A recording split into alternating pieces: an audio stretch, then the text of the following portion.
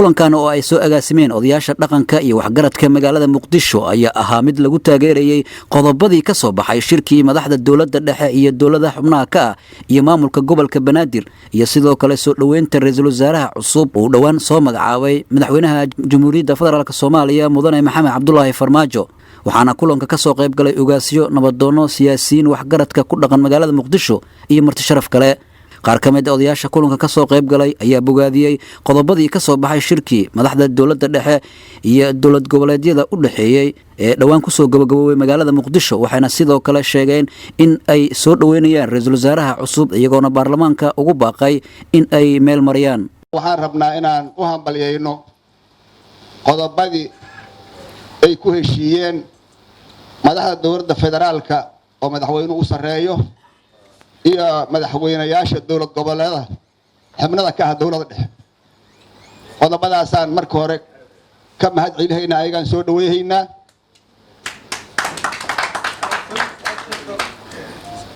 waxaan intaas raacinaynaa baarlamaankana oon islaanahay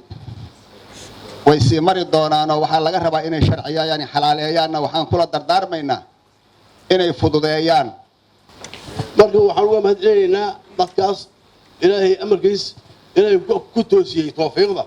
Soomaaliya waxa looga cabsanayaa tawfiiq darro waxa dadka waxay haystaan walbahaar maxaa wax noqon doona saaka waxa meesha ka baxay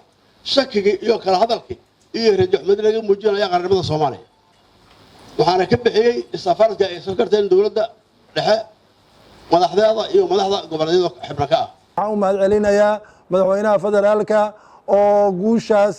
waqtiyada walwalka badan abuurtay maanta asna dhabar adeega sameeyay waxaan kale u mahad celinayaa iyo maamul goboleedyada ayaguna isla waafaqeen inay go'aankaas soo saaraan go'aankaas oo ka yahay doorashada waqtigeedii la xadaday iyo tirada waqtiga dadka ah iyo ra'iisul wasaaraha Maxamed Xuseen Bootaan oo asna nin aad u aqoon-yahan u ah shirka odayaasha maanta halkan ay ku yeesheen ayaa gabagabadiisii laga soo saaray war saxaafadeed dhowr qodob ka kooban oo ay ka mid ahaayeen in ay soo dhaweynayaan ra'iisul wasaaraha cusub ee dhawaan uu soo magacaabay madaxweynaha Jamhuuriyadda Federaalka Soomaaliya Mudane Maxamed Cabdullaahi Farmaajo iyo sidoo kale in ay taageersan yihiin qodobadii ka soo baxay shirkii Muqdisho ugu soo idlaaday madaxda dawladda dhexe iyo dawlad goboleedyada oo ay isku afgarteen Cabdulqaadir Fantastic warbaahinta qaranka